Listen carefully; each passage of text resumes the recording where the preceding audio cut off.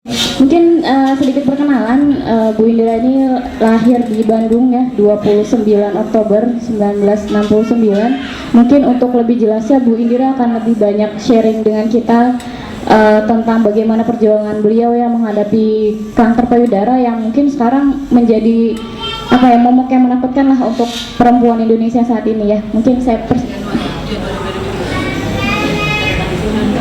Iya, ya mungkin sila kepada Ibu Indra, saya persilakan. Oke, assalamualaikum warahmatullahi wabarakatuh. Ada Bu Nita, Oke, saya pertama kali didiagnosa kena kanker payudara itu November 2012. Dan waktu itu kebetulan saya pegang gitu ya di payudara tuh ada benjolan. Dan terus abis itu di sebelah kiri kok nggak ada, jadi ini ada sesuatu yang berbeda gitu. Saya kebetulan harus ada kunjungan ke Singapura. Jadi di Singapura saya mamo, kemudian USG, kemudian biopsi. Dan hasil biopsi kemudian bilang bahwa saya confirm bahwa saya itu kanker payudara. Dan satu hal yang sangat menolong adalah bahwa saya itu bahagia malah dengan adanya kanker payudara ini. Jadi pada saat waktu masih di Singapura, dokternya bilang bahwa ibu ini kelihatan bahaya, makanya ibu harus biopsi. Itu saya malamnya pulang ke hotel, saya sujud, saya bilang, ya Allah nih ada apa nih gitu ya, apa lagi nih suruhannya buat saya gitu.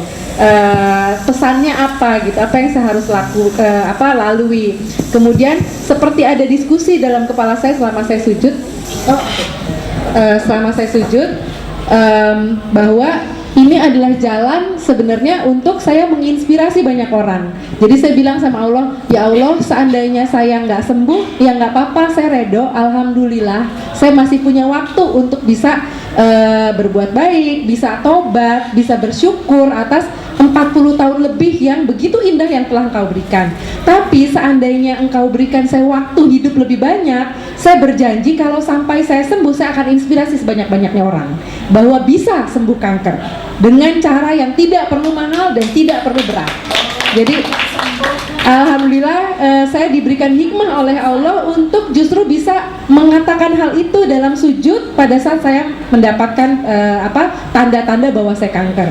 Dan setelah itu setelah confirm kanker, saya nyepi dulu di Bali untuk belajar karena kan banyak banget ya informasi ya, itu seperti tsunami informasi kalau kata suami saya.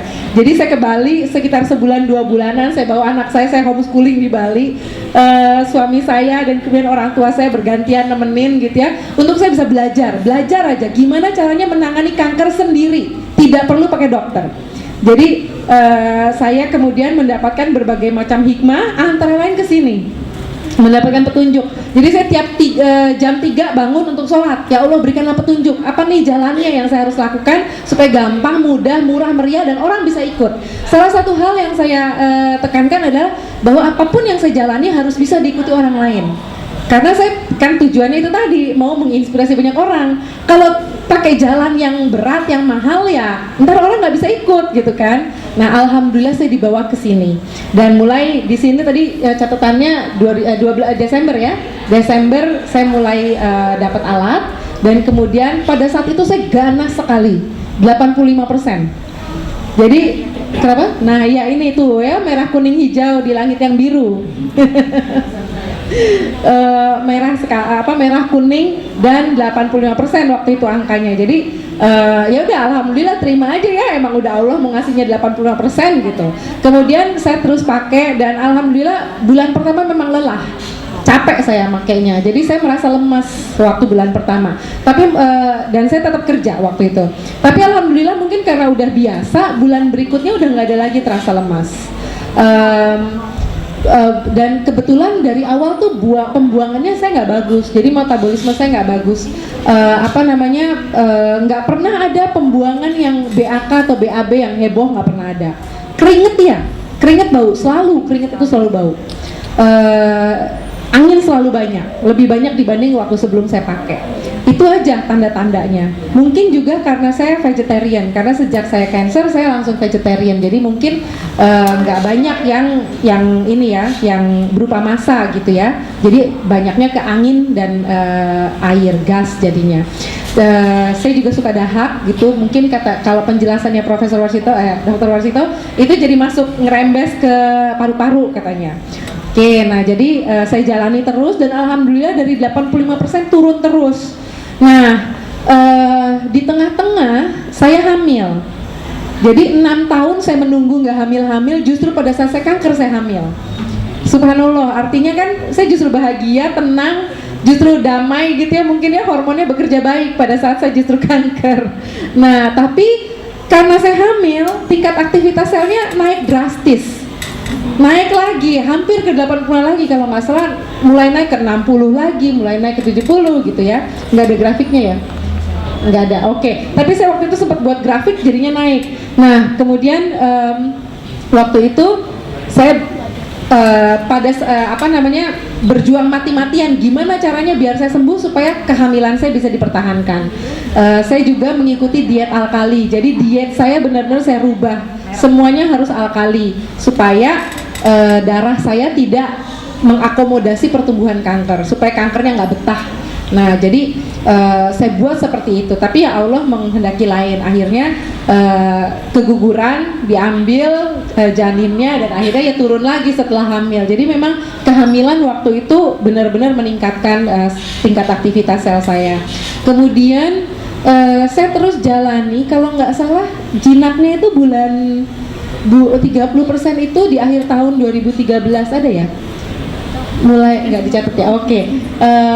Itu di akhir tahun itu udah mulai jinak. Nah, ini udah mulai jinak di situ. Ini bulan Januari 2015 mah udah 0,1 bener. Itu 0,1-nya tuh lama sekali. Jadi terus saja di 0,1 sejak akhir 2013. Nah, di situ sebenarnya kan udah normal ya, udah nggak worry lagi saya. Jadi tapi saya pakai terus dan setiap hari. Dan yang mungkin saya agak salah pakai itu karena saya pakainya 24 jam. Bahkan setelah 0,1 juga saya tetap 24 jam. Jadi cuma dicopot pada saat mandi. Ceritanya pinginnya supaya cepat sembuh, tapi salah sebenarnya. Nah, itu bandelnya saya. Jadi akhirnya selnya nggak keluar, masih agak keras di sini gitu. Sampai sekarang pun kata Mas Romi ini udah tinggal maintenance. Saya masih pakai seminggu 3 kali, tapi masih agak keras. Jadi mungkin kalau kata Mas Romi bisa semuanya diambil, tapi saya udahlah nggak apa-apa, yang penting nggak ganggu. Mungkin itu dulu ya.